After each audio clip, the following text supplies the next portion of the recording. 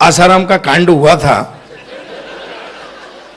तब आप एक बार बाइट दे रहे थे टीवी पे, अच्छी बाइट दे रहे थे।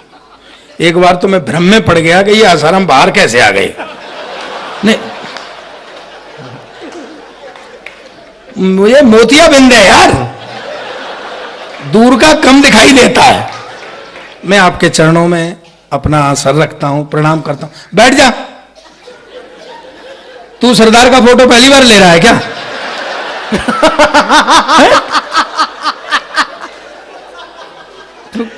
यहां से यहां काहे को कर रहा है इतनी मेहनत? अरे भौड़े, सरदार का फोटो तो किसी साइड से ले ले, एक जैसा ही आता है। भाई वाह,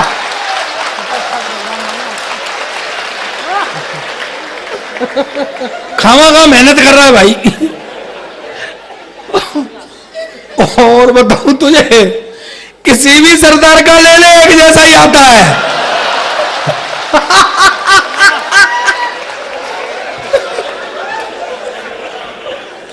बहुत देर में नंबर आया। अच्छा, मैं आपका IQ नापता। अच्छा, ईमानदारी वाली बात बता, कुछ फोटो वोटो भी ले रहा है कि कोरा फिलस ही मार रहा है? नहीं, आजकल सरदारों को ऐसे ही बहकाया जा रहा है यार। नहीं मानो तो देख लो, 10 साल तक कुर्सी पे बिठाए रखा, पर उसको एहसास नहीं होने दिया कि तू प्रधानमंत्री है।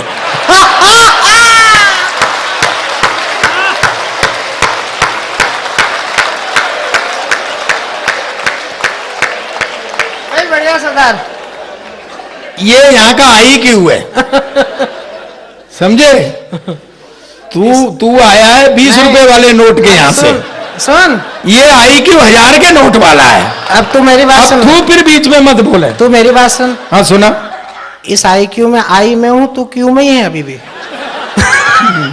ये क्या IQ में है यार? अब क्या क्यों में है?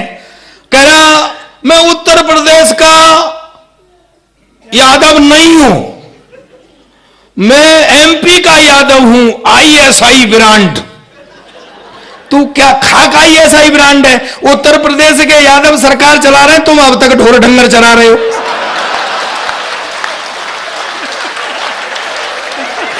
देखो भाई, ये बात तो सरदार जी ने सही कही। हम अभी अभी हम ढोर डंगर ही चला रहे हैं, और सबसे बड़ा मेरा ढोर ये खड़ा है। हाँ, तो गधों के साथ रहेगा तो आदमी सम्मान ही करवाएगा। क्या करे भाई? कह रहा पंडित, कह रहा ये चोटी है, अखिल ब्रह्मांड से वो आते हैं विचार। मेरा टावर है, बोले तेरे दाढ़ी से अर्थिंग कर चले जाते हैं। बेटा, अर्थ नहीं मिलता है तो वोल्टेज भी नहीं आते हैं। और नहीं मानो तो देख लो, इधर फुल करंट है, यहाँ लालटेन सी चल रही है।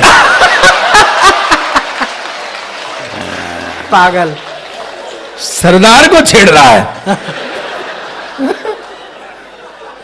तेरे को बहन जी आई, तेरे को छोड़ दिया, यही क्या कहूं? अरे तू क्या छोड़ेगा? कह रहा मैं यादव हूं, मूर्ख नहीं हूं। स्वामी जी, ये बात इससे किसने पूछी थी?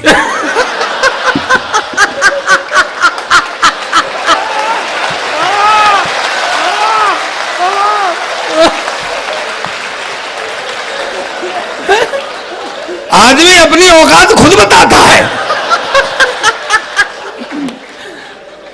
बड़ा अच्छा हो रहा है भैया। मैं शुरू तो हो गया यार। ये गुलाब प्रसाद जी और ये सुरेश गुप्ता जी, देव किशन पारिक जी, भरत सिंह जी और ताराचंद गुप्ता, यशवंत सिंह और ये सुभाष मिश्रा जी, द्वारका प्रसाद तिवारी, गोविंद सिंह, चंद्रभान सिंह, एक नाम में दो नाम, ये चंद्र प्रकाश गुप्ता, नरेश गुप्ता, उमाशंकर पाठक, चंद्रभान मिश्रा और नेमी चंद पोद्दार। अब क्या पूरी वोटर लिस्ट पड़ेगा? रुक जावे, ये कहाँ है? सब बैठे हैं ना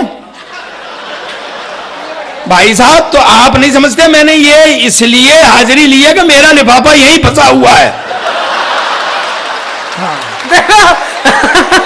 देखो मैंने सही कहा था ना, आगे ना औकात पे। औकात तो तेरे को बताऊंगा मैं अभी, है? मालूम पड़ी मुझे काम से लगा ले, लोग निकल गए। मैं सही कह रहा हूं आपसे, 10 साल तक ऐसे ही यूज किया है सरदार का। कोयला दूसरों ने खाया, काला मुंह उसका हो रहा है। तो मुझे चाहिए ही चाहिए ये लोग। स्वागत है। चलिए मैं क्रम में हूं। बेटा मुझे तुझ पे बहुत दया आ रही है, मेरे लाल बैठ जा।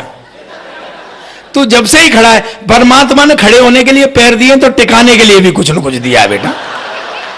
बेटा उसका प्रयोग करो। यह मशहूर वैज्ञानिक डार्विन का सिद्धांत है कि प्राणी जिस अंग से काम लेना बंद कर देता है, धीरे धीरे वो अंग विलुप्त हो जाता है।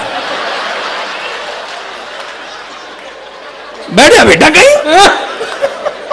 सरदार भी विलुप्त अंगों की रक्षा करो बेटा। ये प्रजाति ऐसी है जो अनादि काल में थी और रहेगी।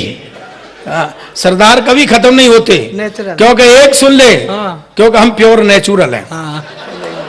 शुद्ध प्राकृतिक। स्वामी जी बताता हूं मैं, आपने बहुत देर से ताली नहीं बजाई है, अब के महाराज जरूर बजा देना, सच्ची बात हो तो, क्योंकि आप मेरे साड़ू लगते हैं इस रिश्ते में।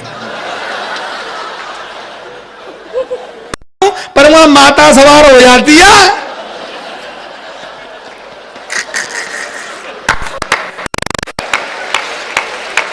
भाई क्या बुद्धि की बात की है। क्या है, मैंने उसे कहा मैंने बेटा कुछ पढ़ाई लिखाई में ऐसा कर, भाइयों में उठने बैठने काबिल कर, कुछ ऐसा कर जिससे मेरा सिर ऊंचा हो।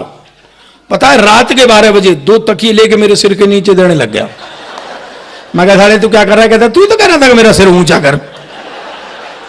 और मैं कहा बेटा ऐसे नहीं, कुछ पढ़ाई लिखाई में ऐसा करे जिससे मेरा सिर ऊंचा हो। तो सुबह तड़के आ गया, बोले पापा आज मेरे स्कूल में एनसीसी वाले अफसर ने आना है लड़का सेलेक्ट करने के लिए, भाई कुछ जनरल नॉलेज के बारे में बता दे। मैंने कहा बेटा एनसीसी वाले अफसर तो रिटायर मिलिट्री अफसर होते हैं, देशभक्ति की बात ज्यादा करते हैं। तेरे से ये भी पूछ सकते हैं देश आजाद कब हुआ था, तो तू बता देना। सन 1942 में तैयारी सी होने लग गई थी, 47 में हो गया था।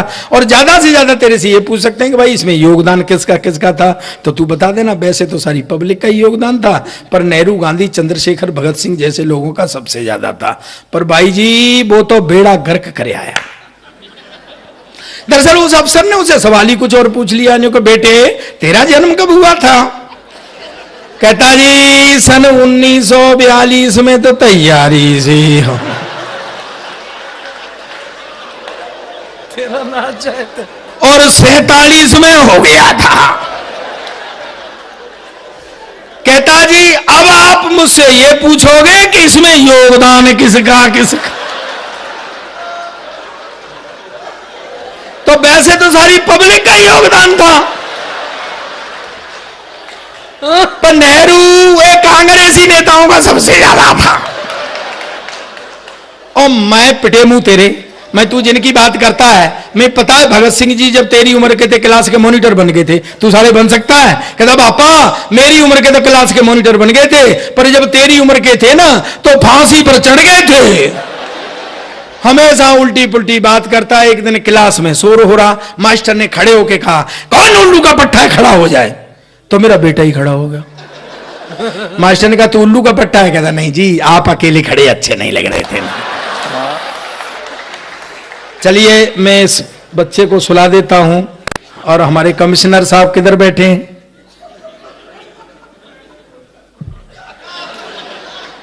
सर आप बड़े सौम्य सरल लगते हैं, हालांकि मेरे पास न कोई दुकान है न कोई कार्य से मैं आपकी चमचागिरी करूं, लेकिन आप अच्छे व्यक्ति हैं ऐसा मुझे बताया गया है। हाँ, और मेरा तो भैया वो ही कहना है कि जिन्होंने मुझे भरत सिंह ने कही थी कि 2-4 लोग हैं, कह दियो मैंने कि अच्छे हैं। बोले यार तुझे तो वही कहना है जो मैं कहलवा रहा हूं, इस बात के पैसे मिल रहे मैं कह दूंगा मैं ये कहे। तो चलिए मेरे यहाँ पे मित्र मेरे बहुत पुराने, मेरा बहुत पुराना रिश्ता है नासिक से। मैं यहाँ अब ब्रीफ केस लेकर के मैंने यहाँ रोड नापे हैं। अब मेरे मित्र बहुत पुराने मित्र, मेरे भाई जैसे दलीप सिंह जी बेनीवाल बैठे होंगे कहीं, मैं उनको नमस्कार करता हूँ, प्रणाम करता हूँ। चलिए थोड़ी देर में मस्ती करा देता हूँ। जितने चुटकुले हैं सब सरदारों पे पढ़े जाते, कभी आपने सोचा क्यों? मैं बताता हूं। पहली बात तो यह कि हमारी आइडेंटिटी है।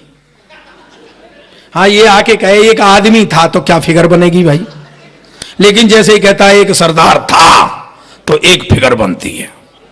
और दूसरी बात यह है दोस्तों, पहली बार ताली बजाने के लिए कह रहा हूं, दूसरी बात यह है कि जहां भोलापन और बहादुरी दोनों चीजें इकट्ठी हो जाती हैं, वहां मस्ती अपने आप उत्पन्न हो जाएगी।